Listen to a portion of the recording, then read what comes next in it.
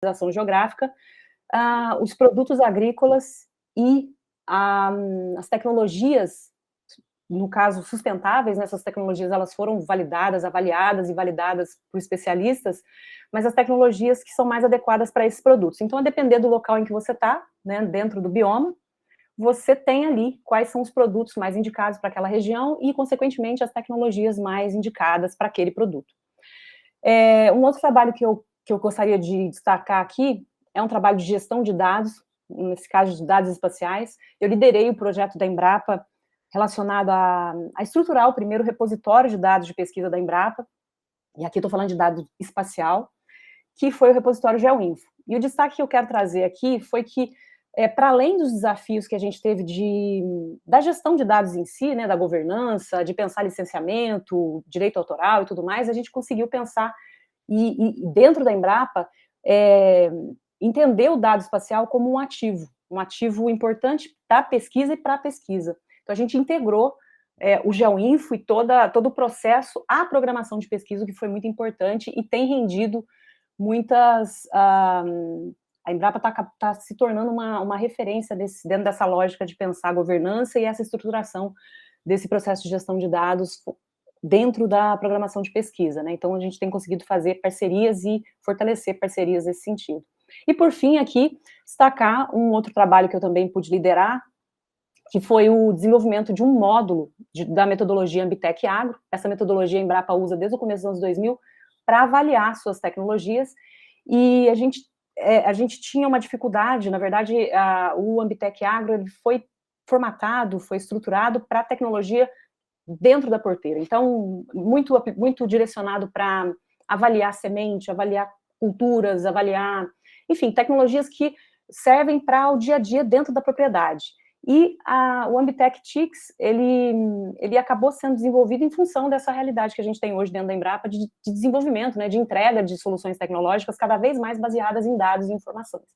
Então, eu destaquei aqui esses três, e por fim eu vou mencionar aqui duas premiações, uma premiação relacionada à minha dissertação, eu recebi em 2016 pela Associação Nacional de Ciência da Informação, fiquei muito honrada, e por fim o prêmio Samuel Benchimol, que reconheceu o Tec Amazônia como uma iniciativa importante, enfim, foi foi premiada, né, o Tec Amazônia, como uma iniciativa direcionada lá para o bioma Amazônia. E agora, recentemente, essa semana, na segunda-feira, o pessoal do Samuel Benchimol entrou em contato para pedir novamente que a gente faça a submissão desse projeto, porque eles estão avaliando projetos que já foram bem avaliados, e o Tec Amazônia foi um caso. Então, destacar isso aqui, dizer para vocês que eu estou à disposição aqui para falar de qualquer um desses pontos que eu levantei a respeito da Embrapa e dos próximos pontos que eu vou falar também, né? Bem, vamos começar então aqui, propriamente o nosso seminário, agora que vocês já me conhecem um pouquinho. Então, aqui a nossa proposta hoje é discutir como que a gente identifica, como que a gente extrai informação de dado textual, né? Esse slide aqui é um slide que imagina, é um slide que comunica basicamente aquilo que a gente vê, quem está falando sobre dado hoje, tentar comunicar. Então, não é nada novo, aqui eu estou só mesmo fazendo uma pontuação em relação ao conjunto imenso de dados que a gente tem nos dias atuais. Trago alguns dados aqui, né, para reforçar essa minha fala, que talvez sejam dados que vocês até já conheçam, como, por exemplo, esse do relatório Global Data Sphere, do IDC, né, o International Data Corporation, que, inclusive, é um relatório caro, mas é um relatório muito usado, né, muito citado. E nesse relatório existe ali uma previsão de que a gente vai chegar em 2025, olhando para trás, né, tendo aí um volume 5 vezes maior de dados em relação a 2018.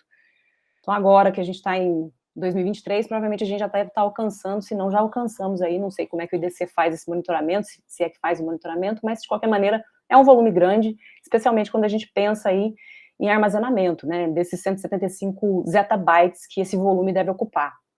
E aí, trazendo para o nosso contexto, no mundo acadêmico, isso não tende a ser diferente. A NSF, né, a National Science Foundation, estima que anualmente a gente tem aí um volume de cerca de 2,5 milhões de artigos sendo publicados em periódicos indexados.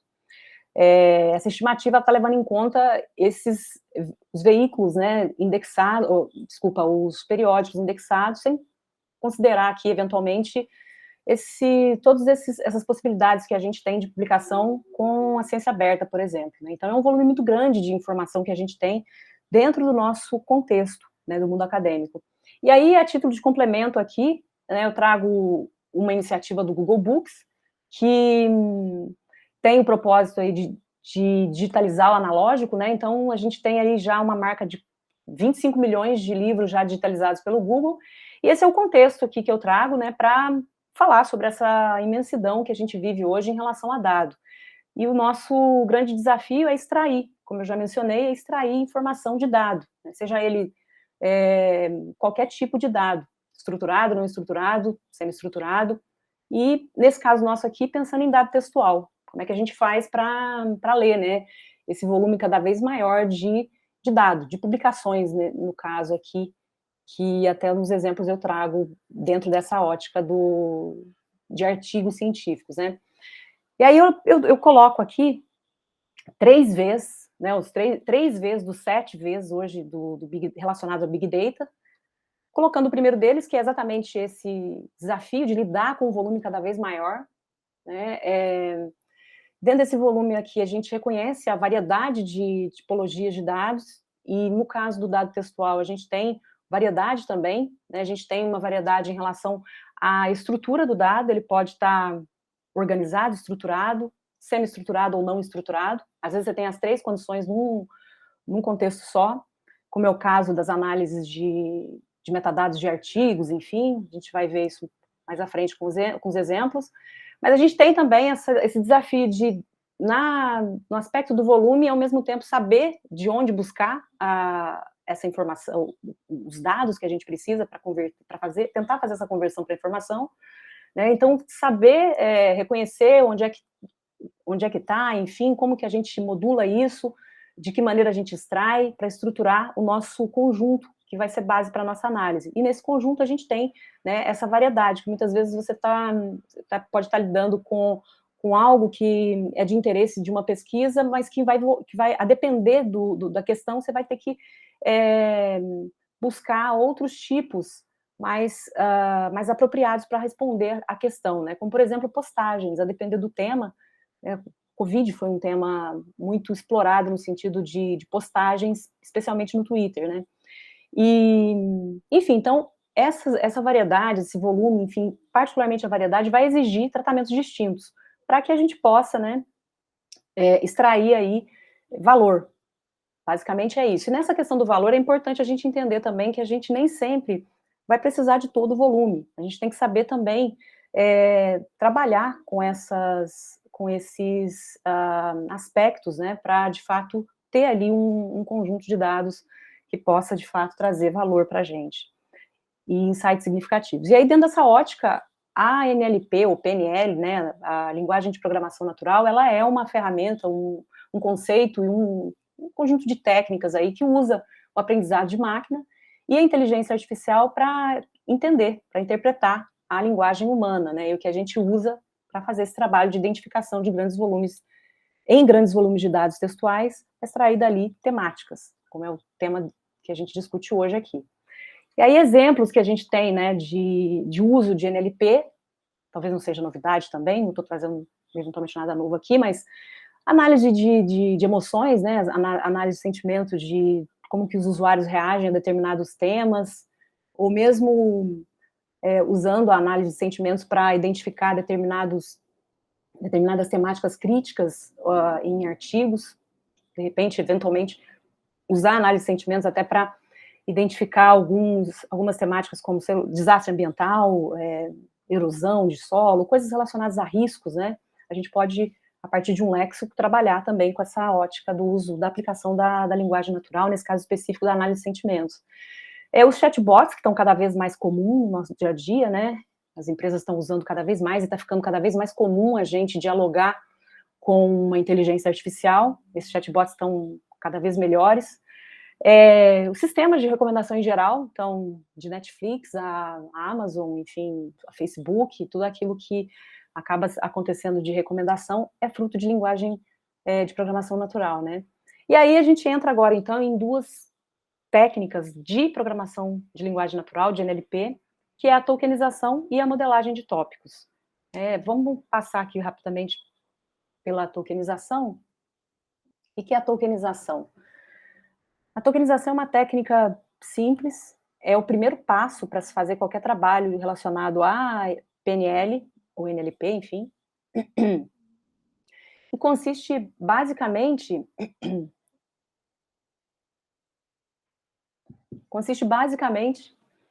em tentar descrever o texto, analisando partes desse texto. Na verdade, não analisando, mas dividindo o texto. Então, a lógica da tokenização é, diante de um corpus, diante de um texto, um documento, enfim, a gente dividir esse texto em partes menores. Essa é a premissa básica da tokenização. Então, a tokenização, ela busca essa divisão, dividir em elementos menores, né, os elementos que compõem o texto em partes menores. Cada parte menor que a gente divide o texto, a gente dá o nome de token. Então, aqui nesse slide, eu tenho, né, um texto básico aqui, que a partir de agora a gente vai entender como corpus, né, vamos tratar como algo como sinônimo aqui na minha fala, tá? Então, o texto, o corpus, o documento, enfim, mesma coisa. Então, a gente tem um texto aqui, um texto que está imputado aqui, né? E quando eu faço uma tokenização, eu posso fazer essa tokenização para quebrar esse texto nas partes que compõem o texto integralmente. Então, eu posso fazer uma tokenização por palavra, ou eu posso pensar uma tokenização por sentença. E essa sentença, ela pode ser uma sentença como está dividida aqui, né? A gente tem uma sentença que está dividida por uma pontuação, né? O ponto ali, o período é o que a gente está usando para ter o primeiro token, né? Então, aqui, a sentença está sendo entendida como esse conjunto de elementos que estão divididos por uma pontuação, mas eu posso definir qual que vai ser a minha estrutura, qual que vai ser a estrutura desse meu token. Pode ser uma sentença que eu vou delimitar, de quantos caracteres, de quantos elementos eu quero, pode ser uma sentença que vai trabalhar com palavras compostas, e aí eu posso definir, na verdade eu precisarei definir uma estratégia para conseguir obter essa sentença. Muitas vezes quando a gente está trabalhando com palavras compostas, ou elementos compostos, desculpa pessoal, eu tive um resfriado, ainda estou me recuperando, peço desculpas por esse atravanco às vezes aqui. Mas seguindo, como eu estava dizendo, né, a depender do tipo de extração que a gente quer fazer usando a tokenização, você vai ter que ter uma estratégia distinta. Estava comentando sobre as palavras compostas, muitas vezes as palavras compostas vai exigir que a gente prepare mais a nossa estratégia. Às vezes a gente tem até que criar uma adicionalização ou mesmo um vocabulário para conseguir definir bem essas sentenças, né? Mas o fato é que token é cada pedaço que eu defini ou que eu extraí do meu texto, do meu corpus, do meu documento, tá? E lembrando que é um processo extremamente necessário para qualquer técnica mais avançada que a gente vai utilizar de PNL. E a tokenização, aqui dando sequência, as mais comuns, né, a maneira mais comum de usar a tokenização é pensar a tokenização a partir de N elementos. Então, aqui a gente tem as formas mais usadas, né, pelo menos aqui no nosso contexto, eu vou tratar essas três formas como as mais usadas, até para que isso fique bem fluido no nosso entendimento. As três formas mais comuns de pensar a tokenização, na verdade a tokenização a gente está sempre pensando em N elementos, em que esse N pode receber aí o que quer que seja.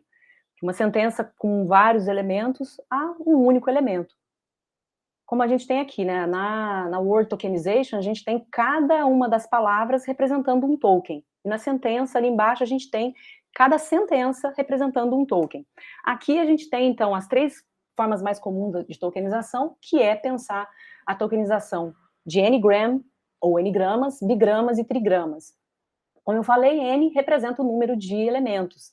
Então, N-gramas, por default aqui, na nossa conversa de hoje, vamos assumir que ele é igual a N igual a 1. Tá? Bigramas é N igual a 2. Trigramas é N igual a 3.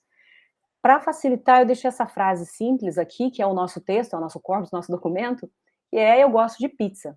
Um N igual a um token de um seria cada pedacinho desse meu documento, desse meu texto. Eu, um token, gosto, outro token, e assim por diante. Bigrama, a gente está falando de dois elementos que compõem um token. Então, eu tenho aqui, né, eu gosto de pizza, eu vou ter 3 tokens. Eu gosto, gosto de e de pizza. E trigrama segue a mesma lógica, e aí, né, tendo trios de elementos ou de palavras, a gente tem, nesse caso aqui, desse exemplo, 2 tokens. Eu gosto de e gosto de pizza. Para ficar fácil aqui o entendimento, ficar mais simples, eu trouxe aqui 3 gráficos de tokenizações que eu fiz, um trabalho que eu e a Adriana a gente está fazendo, né, que é esse que o professor Sérgio mencionou. Na verdade, aqui é um trabalho relacionado à avaliação de impacto da pesquisa agrícola, né? A gente está fazendo uma revisão sistemática. E aqui o volume de artigos ele é até pequeno, são 239 artigos. A gente naturalmente começou com um volume maior, e aí a gente, claro, faz um tratamento inicial desses trabalhos, até para uma checagem de validação da query, né, por expressão regular. Eu peguei lá, a gente baixou os artigos, na verdade, os metadados que representam esses artigos, aí a gente faz um tratamento nesse conjunto, faz uma checagem para ver se aquilo que a gente escreveu na query de fato veio, e aí faz o restante do tratamento, que é verificação de duplicidade, enfim. No final das contas, aqui nesse caso, a gente saiu de um conjunto que era de mais ou menos quase 500 itens para 239 artigos. E aí a gente fez uma exploração de tokenização com propósitos distintos para cada um dos N iguais a 1, 2 e 3, né? Então a gente tem o primeiro aqui, N igual a 1, a gente tinha um propósito, a gente rodou uma tokenização aqui com o propósito de ver, de validar, né?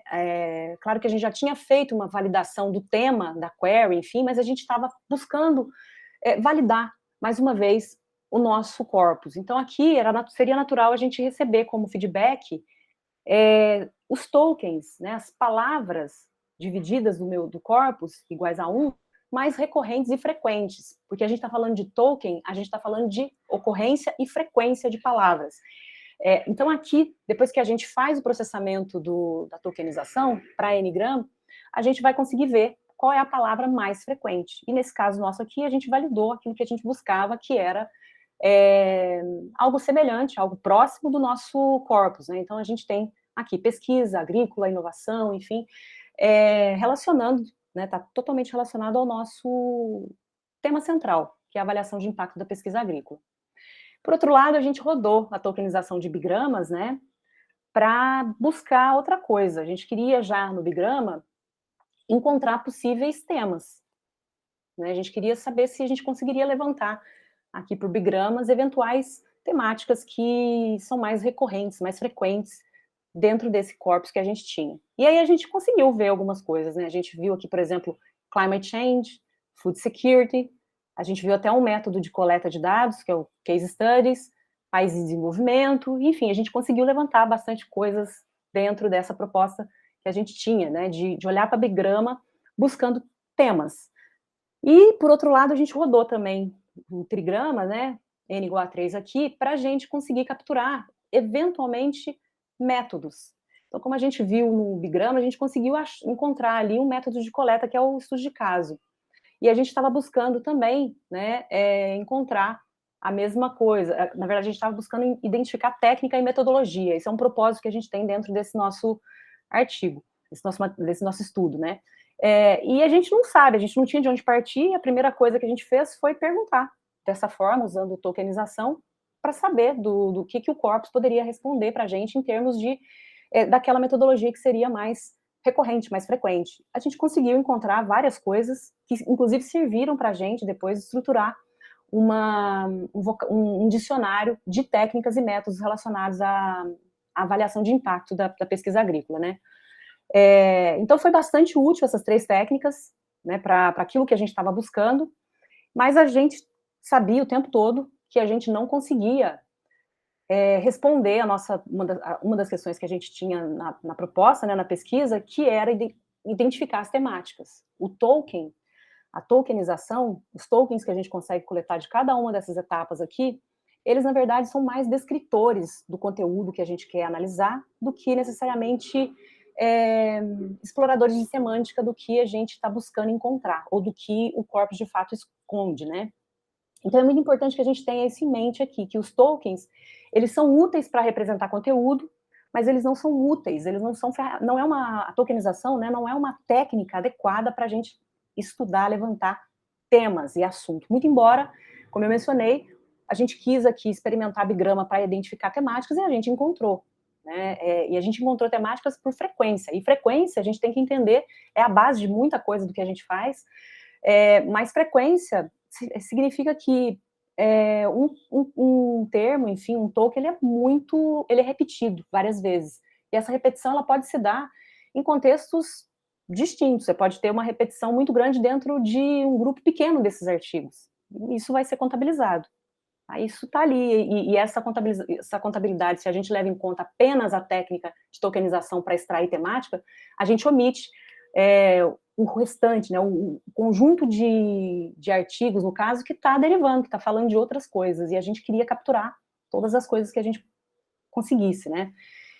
Então, a mensagem aqui é que tokenização é uma técnica muito usada, ela é extremamente importante para PNL, porque ela ajuda a reduzir ruído, ela ajuda a melhorar desempenho das etapas que a gente vai encontrar pela frente quando a gente vai usar técnicas distintas de programação de linguagem natural, mas ela não é uma técnica adequada aqui para identificação de temáticas, muito embora a gente consiga ver aquilo que é mais frequente, né?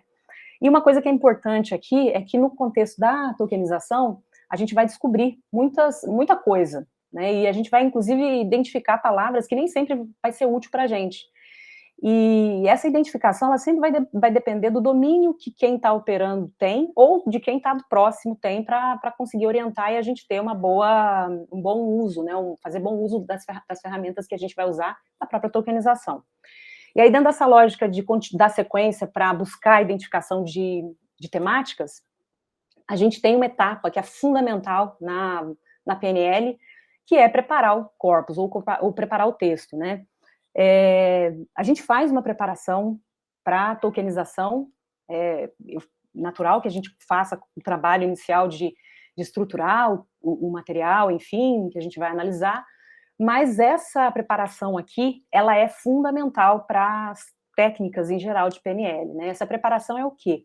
É a gente olhar para o corpus e retirar desse corpus, desse texto, enfim, os caracteres indesejados. O que são esses caracteres indesejados? Pontuação, acentuação, números, enfim, caracteres que vão atrapalhar o desempenho do algoritmo, do modelo que a gente vai, da técnica que a gente vai usar. Em geral, isso espera-se, né, deve-se fazer essa retirada dos caracteres indesejados. Da mesma forma, a gente precisa também evitar aquele conjunto de texto, né, um conjunto de palavras que, da mesma maneira que os caracteres, também vai desempenhar um papel negativo aí na nossa análise, que são o que a gente chama de stop words, ou aquelas palavras que não dizem nada para o que a gente precisa efetivamente.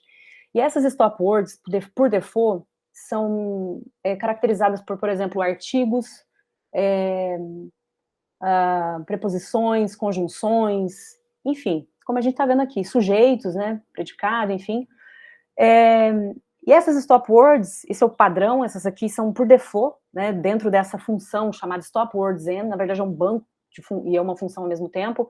Essas palavras aqui a gente precisa retirar do nosso conjunto, porque elas vão acabar, se a gente deixa isso dentro do nosso corpus, elas acabam omitindo ou atrapalhando, além de atrapalhar o desempenho, elas omitem várias outras coisas que podem estar ali no nosso conjunto, né? Então é fundamental que a gente saiba o que retirar, porque nem sempre basta a gente rodar stop words na função de stop words. O que eu estou querendo dizer aqui é que existe isso pronto, mas nem sempre o pronto vai resolver o nosso problema. Então é preciso que a gente saiba quais palavras de fato precisam estar dentro do que a gente vai analisar. Na verdade, quais são as palavras que precisam estar fora, né? É melhor pensar assim.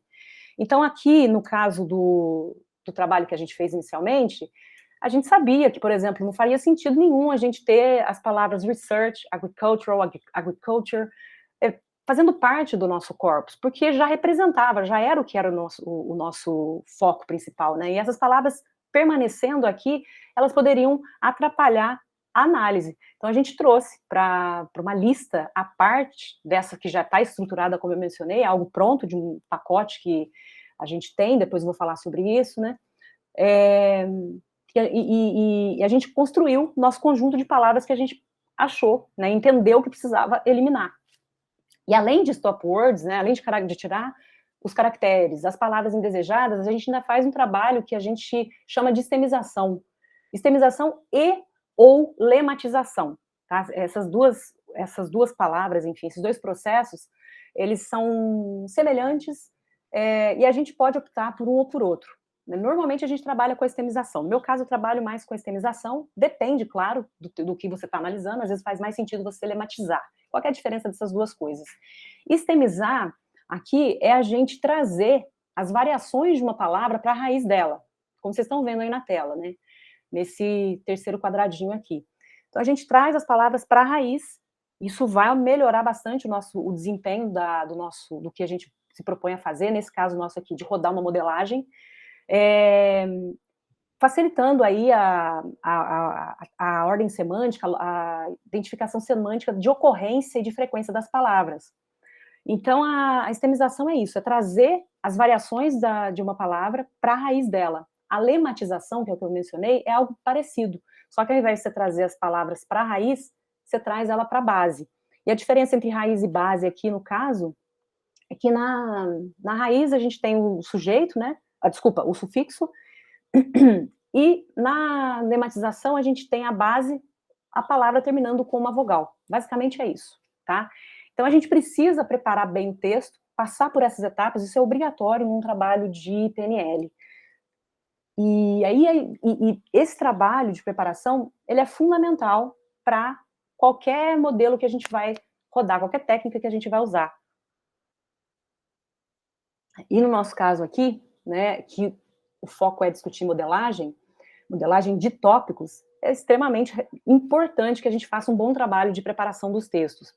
Tá? Então, entrando agora nessa lógica da modelagem de tópicos, eu já vou fazer aqui algo que eu espero que fique fácil para entender, é que agora sim a gente está falando de buscar temática. Agora sim a gente está investigando assunto propriamente. A modelagem de tópicos é exatamente isso.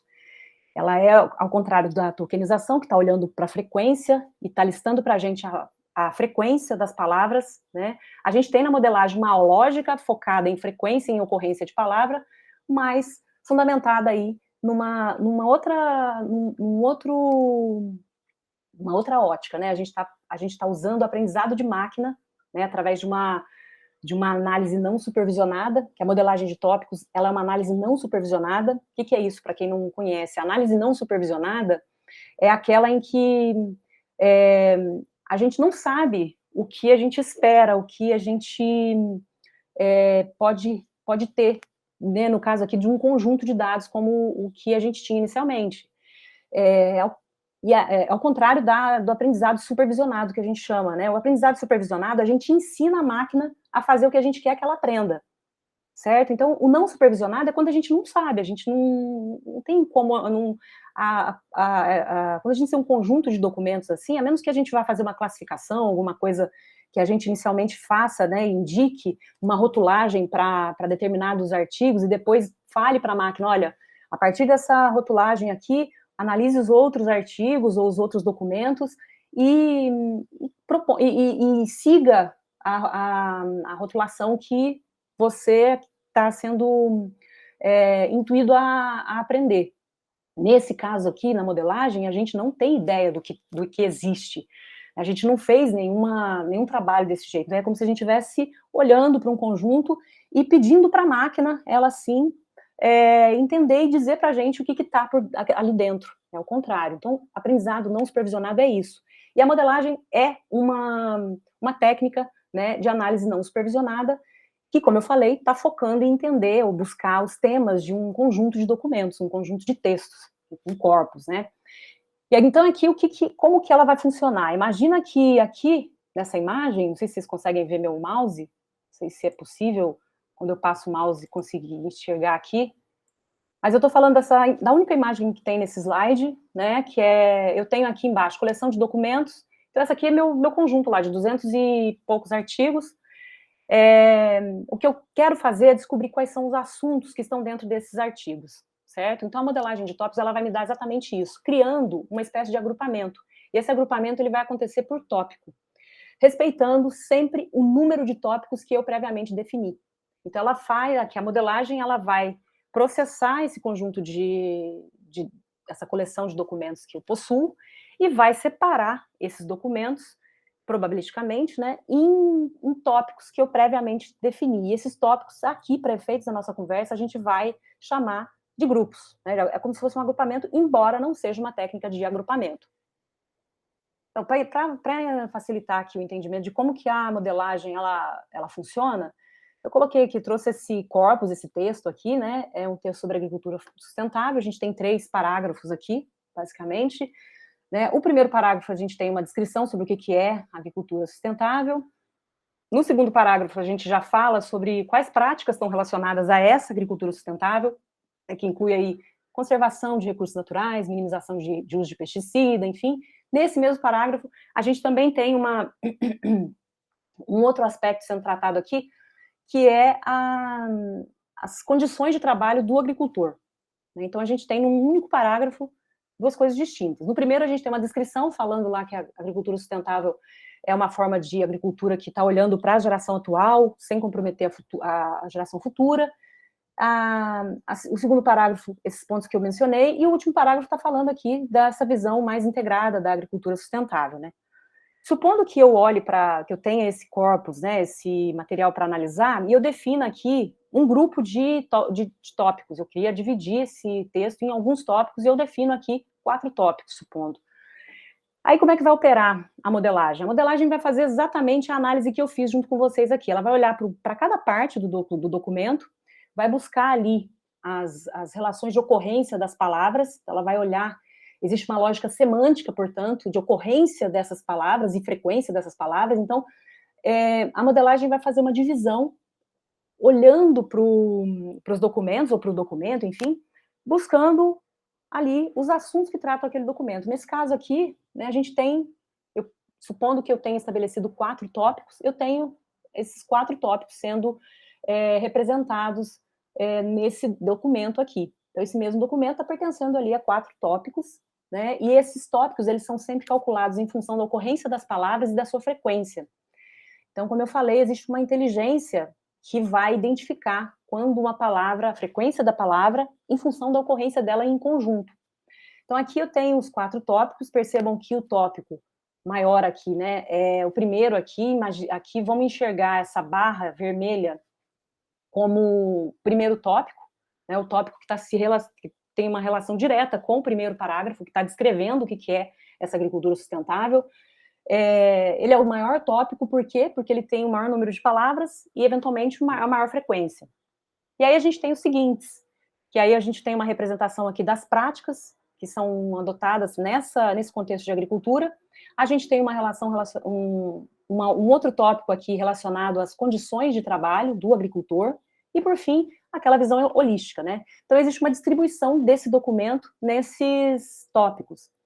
É importante que a gente entenda aqui que a modelagem, ela vai trabalhar sempre em função do conjunto de tópicos que você define previamente. Então, tópicos aqui, número K, né, como caminhos mesmo, uma lógica de agrupamento, mas trabalhando da seguinte maneira, distribuindo um documento para aquele conjunto de tópicos que foram previamente definidos, né, imaginando que eu defini 4 tópicos aqui, eu tenho, então, o documento sendo analisado para tentar preencher, olhar para esses tópicos e ir organizando. E aí, naturalmente, por uma distribuição probabilística que existe no modelo, a gente tem um tópico sobressaindo mais ou menos para um documento. Então, aí a gente consegue situar onde é que um documento ele está mais direcionado em termos de temática. O que é natural, quando a gente escreve, por exemplo, um artigo, né, a gente está trabalhando, muitas vezes a gente lida com vários temas, ainda mais num contexto de interdisciplinaridade como a gente lida, a gente tem um único artigo trazendo sendo referência para assuntos distintos, né? É claro que existe um foco maior dentro do do artigo que a gente está desenvolvendo, né, como é o caso aqui, desse trabalho que eu estou fazendo com a Adriana. Nosso foco ali é identificar temas, metodologias e tendências, então, para avaliação de impacto da pesquisa agrícola. Mas a gente está usando uma série de coisas, inclusive modelagem, que pode ser útil para outra pessoa. Então, dentro dessa ótica, os tópicos vão funcionar da mesma maneira. Ele vai olhar para o documento, ver o que a gente está explorando ali, mais e menos. E aí a gente consegue situar onde é que o documento, né, o corpus, ele está mais direcionado em termos de assunto. Então, o modelo, ele está sempre usando uma distribuição probabilística, né, de tópicos por documentos e de palavras por tópicos, através aqui de 2 hiperparâmetros, que é o hiperparâmetro alfa e o hiperparâmetro beta. Esses 2 hiperparâmetros, não vou entrar na discussão de como o modelo de fato funciona, mas eles vão atuar junto com o que a gente chama de, vou falar adiante, de dirilet, que é uma técnica, enfim, que aí a gente vai ter esse teta, né? Esse teta aqui operando para desfazer essa distribuição e encontrar esses temas, né? Essas temáticas latentes. Mas como eu falei, não vou entrar nessa discussão aqui. Eu acho que o ponto principal é mostrar como é que a gente pode contar com uma técnica capaz de capturar aí essas nuances, né? Temáticas, essas questões temáticas. E aí, para ficar claro para a gente o que é um tópico e como que se apresenta um tópico, eu trouxe aqui esse slide, e na primeira imagem, que está logo à direita aqui do título de tópicos, a gente tem tópico 1, 2, até 6. Aqui o processamento, é o pós-aprendizado, né, já é a entrega do que a gente encontrou para um conjunto de documentos.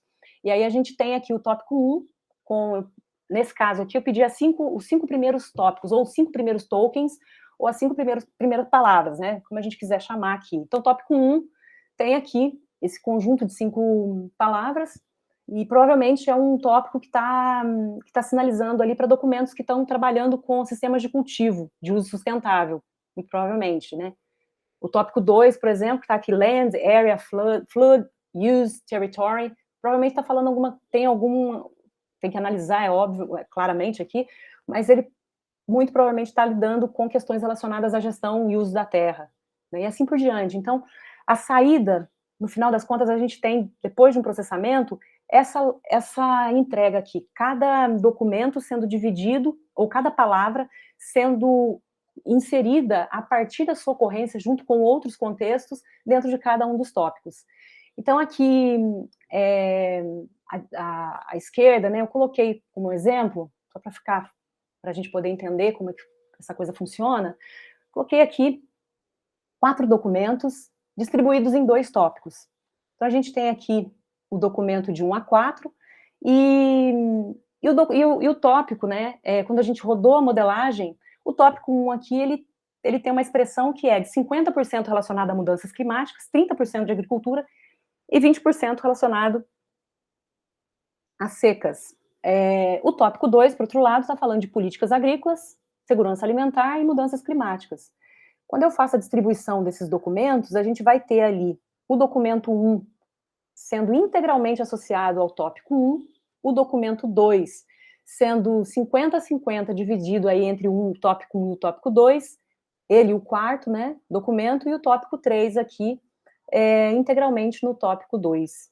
Então, para ficar, eu não quero que isso pareça mais complexo do que eventualmente seja, mas é mais para entender que o mesmo documento, ele pode eventualmente estar numa condição do documento 2 e do 4 aqui, 50% num tópico e 50% no outro tópico. E aí a gente vai lidar com essa realidade, né? Bem, eu trouxe esse site aqui, é do professor Andrei Karpathy, é uma referência nos estudos de inteligência artificial, de aprendizado de máquina, e o Andrei Karpathy, ele fez um trabalho aqui de rodar uma modelagem de tópicos para artigos que foram submetidos a uma conferência relacionada aí à inteligência artificial. Então, ele rodou a modelagem, perceba que essa página depois vocês podem consultar, tem vários artigos, e aí, logo aqui em cima, ele tem, né, os tópicos, de tópico 0 até o tópico 6. Rodou 6 tópicos aqui e fez uma distribuição para esses artigos. Então, a gente consegue ver nesse primeiro artigo aqui, que esse artigo ele se relaciona com vários tópicos, mas ele tem uma designação maior para o tópico 6, né, e também para o tópico 1. E aí, onde é que ele está realmente, a gente vai depender do processamento que essa modelagem ela nos entrega, né? E aí aqui interessante, depois se vocês puderem entrar, eu posso deixar o link lá no chat, mas o interessante é que a gente consegue navegar por cada um dos tópicos e ver aqueles artigos que se relacionam a cada tópico, e o que o professor fez foi atribuir uma classificação a cada um dos tópicos. Essa classificação a gente geralmente faz, porque a entrega da modelagem, ela é basicamente assim, isso que está à direita aqui do título. Você vai receber o seu conjunto de tópicos e a relação de palavras por cada tópico, ou tokens, né, por cada um dos tópicos. Então, no conjunto aqui desse trabalho feito pelo professor, ele classificou cada um dos tópicos. Então, o tópico 1, analisando aquele conjunto de tokens, o que ele quer dizer mais, né? E aqui ele fez essa classificação, a equipe dele, enfim, ele fez aqui, dizendo que é um aprendizado reinforcement learning, aprendizado forçado. Depois, deep learning para o tópico 1 e assim por diante. Ele foi classificando para isso ficar mais palatável, né? Então, para que vocês depois possam experimentar, usar e conhecer mais sobre como que funciona essa lógica da modelagem, que é o que se usa em buscadores como o Google, né? No momento em que você está fazendo uma busca ali, você conseguir fazer está buscando por comida italiana. Buscou por comida italiana, há uma modelagem, não sei qual é a estrutura dela, né, dentro do Google, dentro de qualquer metabuscador, que vai relacionar essa busca, esse pedido, com outros aspectos, né, restaurantes, aí pratos, enfim. E aí essa lógica toda, ela está embutida dentro do modelo.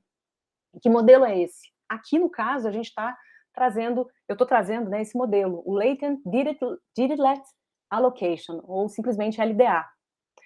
Esse aqui é um dos modelos, um dos algoritmos, uma das técnicas que são usadas para a modelagem de tópicos. É a mais conhecida, a mais usada. Existem outras, existe, por exemplo, o STM, o CTM, enfim, mas essa é a mais usada. E, inclusive, STM e CTM são baseados no LDA, principalmente o CTM. E o que é o LDA, né? O LDA é uma técnica usada por algumas áreas, como a biologia, por exemplo, a linguística, a ciência da informação, como eu coloquei aqui. E no caso da biologia, o LDA opera de que maneira? A modelagem, né? Porque o LDA ele é pensado para modelar. Ele funciona como na biologia? A gente vai aproximar os genes que são mais similares. Na ciência da informação, por exemplo, a gente vai conseguir categorizar grandes coleções de documentos. E como que opera o LDA, né? Como eu mencionei, a modelagem de tópicos, ela é uma técnica não supervisionada, o que significa que a gente não está ensinando a máquina que está operando com uma inteligência e vai devolver alguma coisa para a gente. Então, aqui no caso do LDA, ele funciona da seguinte maneira: quando a gente tem ali o nosso conjunto de dados, o nosso corpus, o que o LDA vai fazer é presumir como esses documentos foram construídos, aprender a construir esses documentos, um a um. Então, ele vai rodar uma inteligência, né, que é esse Dirichlet aqui, aprendendo a construir, como se a gente tivesse mesmo construindo cada uma das publicações. Então, ele no nosso caso aqui, como a gente está falando de artigo, ele está aprendendo a construir cada um dos artigos. Para então, a partir do número de tópicos que a gente definiu, ele fazer uma distribuição probabilística e inferir onde é que cada um dos documentos, cada um dos artigos está mais associado, né, em termos de assunto, de temática. Então, primeiro ele presume, infere, e aí a gente tem uma saída. A gente rodou o modelo, treinou o modelo, a gente tem, então, depois dessa inferência, o resultado final, que aí é um trabalho também que depende do especialista, também da pessoa que está ali, que também tem domínio sobre o tema, né? Para conseguir, de fato, ver as relações do número de tópicos que foi usado com o que houve de saída. Então, no final das contas, o LDA é essa técnica que a gente usa para extrair os tópicos, né, nesses grandes conjuntos, e a gente fala que é latente porque, como eu falei, a gente está tentando descobrir uma coisa que está ali dentro do corpus, mas que não está visível. Então, o LDA ele nos dá justamente essa condição de fazer essa descoberta, que é feita graças a essa técnica aí, que recebeu inclusive o nome do pesquisador, né, Dirichlet, que é essa distribuição probabilística para inferir onde determinados documentos, determinados genes, coleções, enfim, estão mais alocados, devem estar mais alocados, tá? E aqui, só para não deixar passar, o Dirichlet é da família de processos estocásticos, certo? Bom, eu vou entrar daqui para frente nos exemplos já, e aí só para deixar aqui uma linha de raciocínio do que é preciso, né, para a gente fazer esse trabalho, eu aqui de 1 a 4, de maneira simples, eu tenho, claro, a necessidade de ter o meu conjunto de dados que eu quero analisar, o meu corpus, enfim. Então, meu conjunto de dados aqui, o meu banco, isso aqui vai depender, claro, do que a gente está querendo responder, né? E é natural que a gente precise saber explorar as fontes que vão nos servir, né? Na sequência, a gente tem um trabalho de preparação, de estruturação, de adequação desse meu conjunto de dados para um universo capaz de estar sujeito à análise. Então, eu estou chamando de corpus aqui porque é a sumarização do trabalho de, basicamente, deixar preparado ali o nosso material para a gente rodar as nossas técnicas. A gente podia inverter aqui o 3 e o 2, mas eu também faço um trabalho de preparação para tokenizar e tokenizo e depois preparo de novo o meu corpus. Então, é um vai e vem aqui. Então, que está nessa sequência, não importa aqui no caso. E, por fim, a gente modela, né, com o que a gente viu com essa lógica do LDA.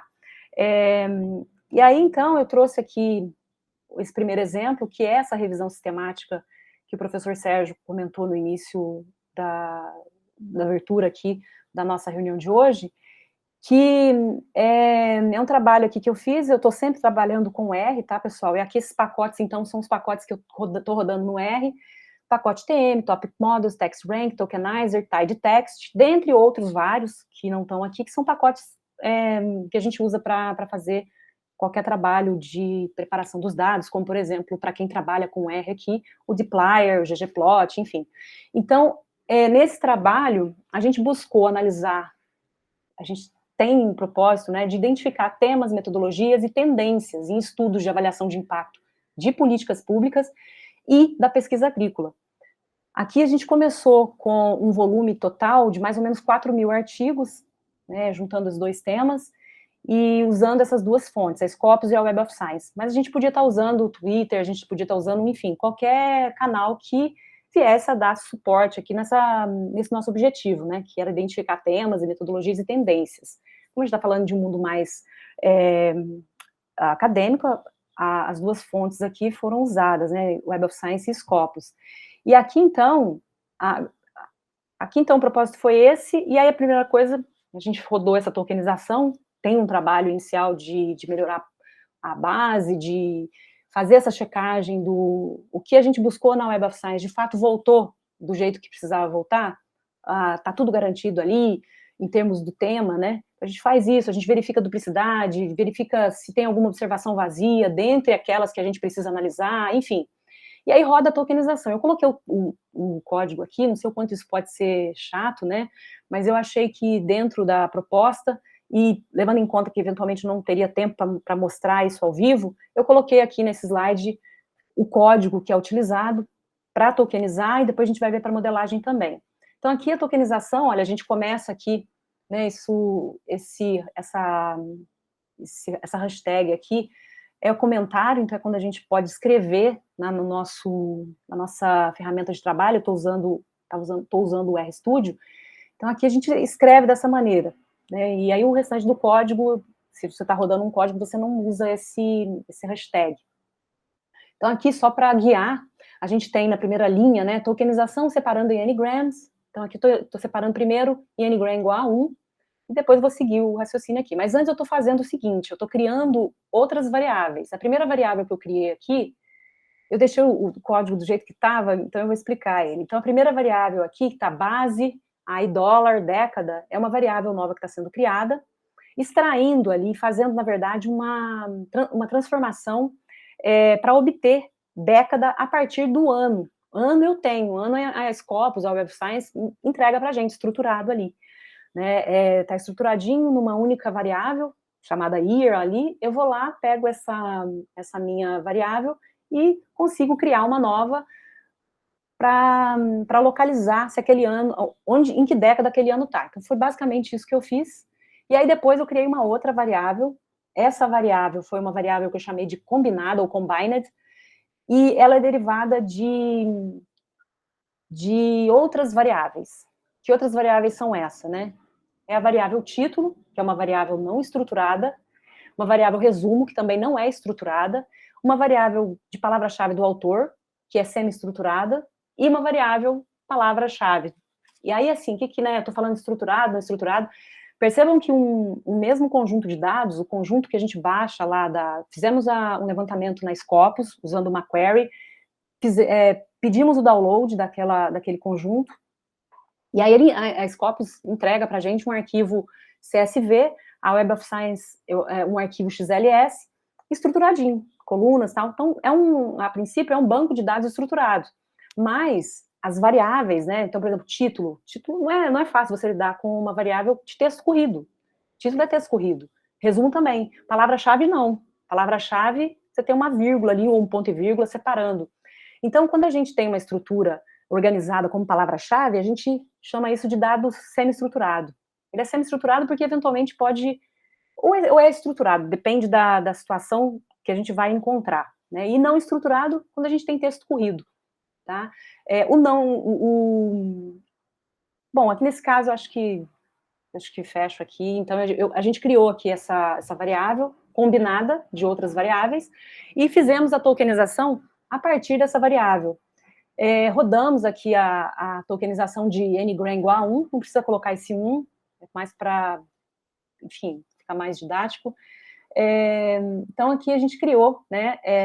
Na verdade, aqui a gente tá fazendo a primeira tokenização da variável resumo. Então, percebam que aqui, separando em ngram, a gente tem aqui a variável sendo criada, aí a gente tem a função unnestTokens, que é a variável, a função que vai tokenizar para a gente, e a gente está usando aqui, está dizendo, olha, a saída dessa tokenização é uma variável chamada palavra resumo. O input, ou seja, aquilo que vai alimentar essa tokenização, é a variável resumo. Nesse caso aqui, a gente rodou primeiro para a variável resumo, passamos aqui stop words, né? Enfim, isso faz uma diferença, e depois a gente separou em n igual a 2 da variável que a gente combinou. A variável aí que tem título, resumo, autor, enfim. E aí a gente faz, então, uma distribuição. Nesse momento, o nosso banco, né, o nosso conjunto de dados, ele tem um tamanho. Quando a gente tokeniza, ele vai triplicar o tamanho, vai depender de como que a gente está pedindo a tokenização, ele vai crescer imensamente. E aí, a gente precisa ver aquilo que é mais frequente, que é o propósito da tokenização, né? Então, aí, para fazer essa contagem, a gente usa a lógica, a teoria de Zipf, e aqui a teoria de Zipf é a contagem, né? Então, a gente está fazendo aqui uma contagem para enxergar quais são as palavras mais frequentes. Nesse caso aqui, esse código que vocês estão vendo aqui no final, depois de nfilter recebe ali, né, 3, esse nfilter aqui eu estou, na verdade, pedindo para que a contagem não leve em consideração aquelas palavras que apareceram menos de 3 vezes. Então, aqui no caso, né, a contabilização, a frequência das palavras, ela está sendo estimada e, ao mesmo tempo, eu estou separando para enxergar essa frequência de palavras por década. Então, eu quero saber o que tem em cada década ali, né, a gente está trabalhando com um conjunto sem um limite temporal, então a gente estava olhando tudo que apareceu. Então, a gente tem da década de 60 até os dias atuais. Então, a gente conseguiria ver o que foi mais frequente nessas décadas, era esse o propósito. E aqui, nesse quadradinho do lado direito, a gente tem aqui, né, essa possibilidade de visualizar os resultados. Aqui a gente sempre tem que trabalhar com uma limitação, né, e aqui eu estou filtrando para que as palavras que sejam maiores ou iguais a 10 sejam apresentadas. Eu estou trabalhando aqui com os bigramas, né, a apresentação dos bigramas. E aí a modelagem. A modelagem, o procedimento para modelagem é, olhando do começo ao fim aqui, basicamente a gente cria o corpus, a gente tem os nossos documentos, aí a gente vai vetorizar, a gente vai criar um objeto único, um único vetor. E é o que a gente chama de a criação do corpus propriamente. Aí a gente faz um trabalho muito importante para tokenização, enfim, para modelagem essencial, para as técnicas de PNL, de programação de linguagem natural também, que é converter a caixa do texto, então trazer todo mundo para uma única caixa, e normalmente a gente traz tudo para minúscula, ao to-lower aqui, remove número, né, remove palavras indesejadas, os stop words, remove as pontuações, remove também os espaços em branco, porque isso tudo dá ruído, como eu mencionei antes, atrapalha o desempenho do modelo. Aí, algo que é extremamente importante para a modelagem, sem isso a gente não consegue andar, que é criar uma matriz. A matriz aqui é uma matriz que a gente chama de documento termo, né, então a gente vai ver a quantidade de documento que a gente tem, em linha a gente vê a quantidade de documentos, e em coluna a gente vai ver as palavras que ocorrem em cada um dos documentos. A gente tem essa matriz que é base para a gente rodar, na verdade, para a gente treinar o modelo. Então, nessa linha seguinte aqui, rodando o modelo, a gente tem aqui o modelo LDA, a técnica de LDA, sendo treinada para 6 tópicos. Estou pedindo 6 tópicos aqui, usando o método Gibbs. Esse método Gibbs, ele já tem o hiperparâmetro alfa e o hiperparâmetro beta pré-definidos, e aí eu só estou setando aqui para não ter diferenças futuras, porque a gente tem um modelo iterativo. Então, a depender, se a gente não coloca uma espécie de chave para que, quando a gente rodar de novo, ele me dê, com o mesmo código, o mesmo resultado, isso vai variar em função dessa iteração. Aí a gente roda o modelo aqui, e na próxima fase, a gente vai verificar a probabilidade, a distribuição probabilística de um documento, de uma palavra, na verdade, está associada a um tópico. Então, é isso que a gente faz nessa linha seguinte. Aí, vendo, né, a probabilidade de uma palavra estar mais associada a um tópico, a gente já consegue obter uma lista dos principais tópicos. Tendo esses principais tópicos aqui, a gente consegue fazer uma exibição. E aqui, esse quadradinho na direita está fazendo justamente... Ele está fazendo justamente isso, que é preparando uma visualização desses tópicos, né, das palavras que pertencem a cada tópico. O que a gente tem nesse código é essa visualização aqui à direita. Então, a gente tem os 6 tópicos aqui, com o conjunto das 10 palavras mais características daquele tópico. A gente poderia colocar 50 primeiras palavras, 50 palavras, enfim. O que é importante a gente guardar aqui é que sempre as palavras que estão com essa barra mais preenchida, elas são as que mais caracterizam aquele tópico. Não significa que, no caso, por exemplo, aqui do tópico 2, em que a gente tem a palavra technology, ocupando quase toda a barra ali, não significa que data, level, o restante das palavras sejam menos importantes para caracterizar o tópico, não é isso, é que o tópico ele tem muito mais característica da palavra que o precede em termos de preenchimento ali do que o restante, tá? Bom, aqui do lado esquerdo é só mesmo um complemento do slide, colocando aqui as strings que foram utilizadas em cada uma das bases com o que a gente obteve de resultado para o processamento que a gente fez. E aí, né, mostrando aqui a modelagem que foi feita para o caso da pesquisa agrícola, a gente teve não sei se está dando para visualizar, tá ruim até para mim aqui, mas a gente teve aqui depois da modelagem, né, condições de identificar os principais assuntos, que está nessa penúltima coluna. E aí, então, a gente tem ali os principais assuntos que a gente conseguiu identificar a partir das primeiras 50 palavras de cada tópico. E a gente pode usar outros artifícios para conseguir, inclusive, encontrar esses assuntos. Depois que a gente rodou a modelagem, que a gente já sabe onde é que um documento está mais situado em termos de tópico, aí a gente pode começar a processar, como eu fiz aqui. Eu novamente tokenizei para o bigrama para obter ali essências desse conjunto particular. Então, aí faz mais sentido. Então, aí para cada um dos tópicos, eu tenho novamente uma tokenização feita aqui por bigramas. Nesse primeiro aqui tem o bigrama Rate Return, Productivity, Growth, enfim, um conjunto de bigramas aqui que me ajudaram a identificar os principais assuntos. E aí eu tenho eu não estou falando em ordem aqui, pessoal, mas a primeira coluna são os tópicos, de 1 a 6, né? Aí a segunda coluna, os bigramas, derivados de cada um dos tópicos. Depois eu tenho uma classificação sugerida. Essa classificação, ela é parecida, eu fiz a classificação do mesmo jeito que aquele professor, Andrei Capati, fez, né? Ele foi lá, analisou os documentos, analisou os tópicos e sugeriu uma classificação. Então, essa classificação, a gente é que atribui. É necessário que depois que a gente fez a gente rodou o modelo, a gente faça esse trabalho de análise, né? Porque, como eu falei, é um modelo não supervisionado. E aí a gente tem, inclusive, condições aqui de saber quantos trabalhos estão pertencendo àquele tópico, e como eu já tinha falado, né, os assuntos que ficaram latentes depois do processamento. E essa última coluna é uma coluna, ela não tem nada a ver com a modelagem, ela colocamos aqui mais para indicar mesmo os países que estão mais relacionados à classificação, mas isso vem de um outro processamento, e basicamente foi isso que a gente fez aqui para conseguir identificar os assuntos que estavam no conjunto da pesquisa e também da política. Eu trouxe aqui o de pesquisa, né, para situar mais aqui com o tema. E o outro exemplo que eu trago, rápido, que é relacionado ao conjunto, né, na verdade, ao catálogo de tecnologias da Embrapa, chamado GESTEC. Esse catálogo, então, ele tem mais de 5.600 tecnologias cadastradas, tecnologias que foram geradas pela Embrapa. A Embrapa registra esse conhecimento para que ela saiba o que ela já produziu ao longo do tempo, né?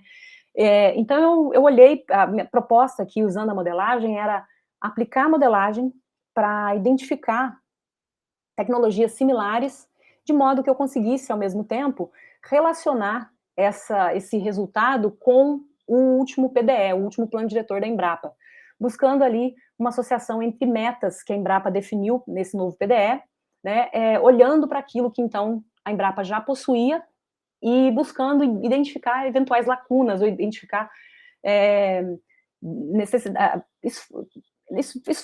maiores esforços para alcançar determinadas metas, né? Então, no final das contas, eu rodei essa tokenização para 15 tópicos, e essa distribuição aqui que vocês estão vendo, né, é o resultado para o conjunto das tecnologias, e aí depois eu faço um trabalho de analisar essa modelagem com as metas, que eu não coloquei aqui, né, mas é um trabalho interessante no sentido de que, inclusive, a gente consegue ver aquelas tecnologias que são mais próximas entre si, porque é isso que a modelagem nos dá. O LDA tem esse propósito, né, como eu mencionei, ele está associando o que é mais similar. Então, as tecnologias que estão em cada uma das classes, assim como os trabalhos, lá na outra modelagem que eu mostrei, eles são trabalhos mais próximos entre si. Então, aqui, além de ver essa questão das tecnologias mais próximas, a gente conseguia ver também as unidades da Embrapa que trabalham de forma mais semelhante. E aí, assim, o que nos dá aí condições de, eventualmente, numa necessidade de atacar uma determinada meta, saber com quem é que a gente conta, né, em termos de unidade, de esforços dentro da Embrapa. Então, foi basicamente isso. Aqui é mais para uma visualização geral, um dendrograma rápido aqui para ver os principais temas dessas soluções. Seria natural mesmo que está aqui, né? A gente tem uma distribuição numa primeira parte aqui, no primeiro grupo relacionado a meio ambiente, depois produção animal e produção vegetal. Então, é mais uma distribuição, não tem muito o que ver ali com a modelagem, mas são exemplos aqui, né, de possibilidades que a modelagem dá para que a gente utilize em conjuntos diferentes de dados textuais, né? É possível rodar uma modelagem para COVID, enfim, para o que quer que seja, desculpa, para temática como COVID, que vem lá do Twitter ou de qualquer outra fonte. A modelagem aqui não tem uma restrição, a restrição mesmo é o que você tem e a checagem ali para ver se consegue e é possível fazer. Com isso eu termino aqui essa apresentação, né? Fico aí à disposição de vocês para eventuais dúvidas que tiverem, espero que tenha contribuído de alguma maneira aqui para trazer algo interessante para o dia a dia de vocês, e fico mais uma vez à disposição. Muito obrigada, gente.